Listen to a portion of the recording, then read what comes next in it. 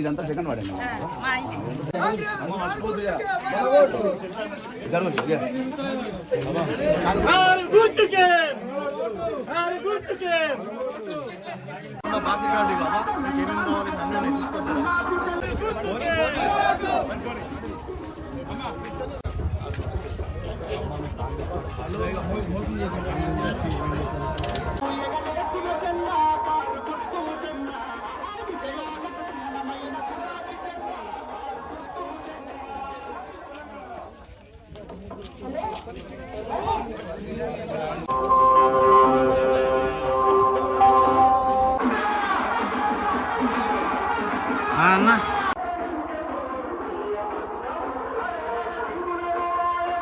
ఇచ్చిన రోడ్లే ఇవన్నీ.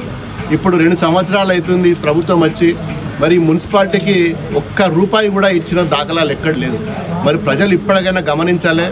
దయచేసి మరి మీరు మళ్ళీ రెండోసారి మరి బీఆర్ఎస్ పార్టీని గెలిపించి మరి ఈరోజు చైర్మన్ చేసినట్టయితే ఖచ్చితంగా వచ్చేది మళ్ళీ బీఆర్ఎస్ పార్టీ, కేసీఆర్ గారే మళ్ళీ ముఖ్యమంత్రి. మరి ఖచ్చితంగా గ్రామాలు అభివృద్ధి అయినాయి, గ్రామ పంచాయతీలు అభివృద్ధి అయినాయి, మున్సిపాలిటీ అభివృద్ధి అయినాయి. ఏ గ్రామం పోయినా పల్లె ప్రకృతి వనాలు, ఏ గల్లీకి పోయినా చెత్తకు సంబంధించిన ట్రాక్టర్లు, మరి శ్మశాన వాటికలు, మంచినీరు, మిషన్ భగీరథ వల్ల మంచినీరు, ఇవన్నీ ఊరూరుకు ట్రాక్టరు, ట్రాలీలు, ట్యాంకర్లు. కనీసము ఈ ప్రభుత్వం వచ్చినాక 2 సంవత్సరాలలో డీజిల్ కూడా, ట్రాక్టర్లకు డీజిల్ కూడా పోయలేని పరిస్థితి. మరి అలా ఈ పరిస్థితి చూస్తున్నారు, ప్రజలు కూడా గమనిస్తున్నారు. మళ్ళీ తప్పిదారి మళ్ళీ కాంగ్రెస్కో మరి ఇంకే పార్టీకో వేసినట్టయితే మళ్ళీ 5 ఏళ్ళు వెనకకు పోతాం. వచ్చేది ఇంకొక ఏడాది తర్వాత మళ్ళీ జనరల్ ఎలక్షన్ కూడా మరి ఆల్చాలు స్టార్ట్ అవుతుంది. మళ్ళీ వచ్చేది తప్పకుండా ఈ ఏడాదే ఏం పని చేసినా ఈ ప్రభుత్వం 2 ఏళ్ళల్లో పనిచేయని ప్రభుత్వం ఈ వచ్చే ఏడాదిన్నరలో పనిచేస్తుందని చెప్పి నమ్మకం పూర్తిగా లేదు. మరి అందుకోసమే నేను రిక్వెస్ట్ చేస్తున్నా ప్రజలందరికీ కూడా, మా ఓటర్ మహాశయులకు.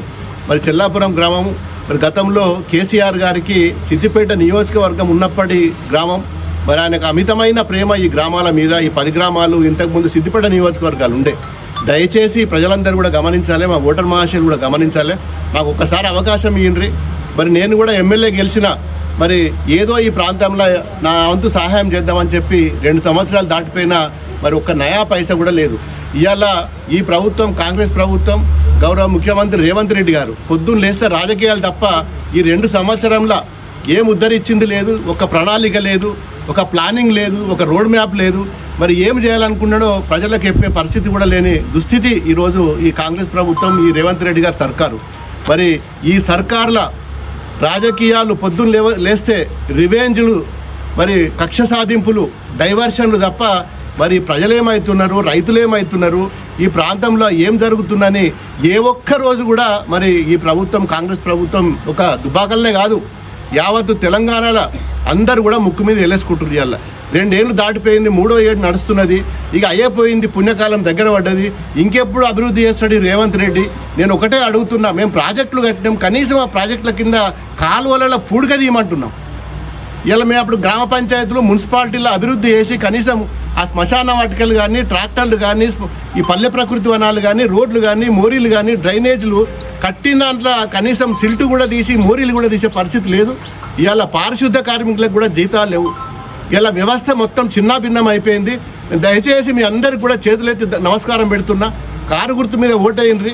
ఖచ్చితంగా వచ్చేది మన ప్రభుత్వమే, కారు గుర్తే.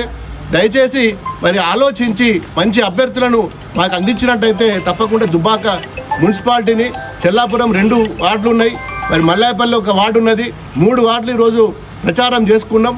మరి రేపటి నుంచి దుబ్బాకది కూడా ప్రచారం స్టార్ట్ అవుతుంది. కాబట్టి దయచేసి గ్రహించుండ్రి, ఆలోచించుండ్రి, ఓటేయరని చెప్పి ఓటర్ మహాశయులకు, ప్రజలకు కూడా విజ్ఞప్తి చేస్తూ మరి ఇంత పెద్ద ఎత్తున మరి ఈరోజు ప్రచారానికి విచ్చేసిన చెల్లాపురం, మల్లాయపల్లి, రేకులకుంట, మల్లన్న నుంచి స్టార్ట్ అయితే ఇప్పటి వరకు కూడా అందరూ కూడా తండోపతండాలుగా వచ్చి మాది కేసీఆరే, మా ఓటు కారే అని చెప్పి ప్రతి ఒక్కరు కూడా ముందొస్తుండ్రు.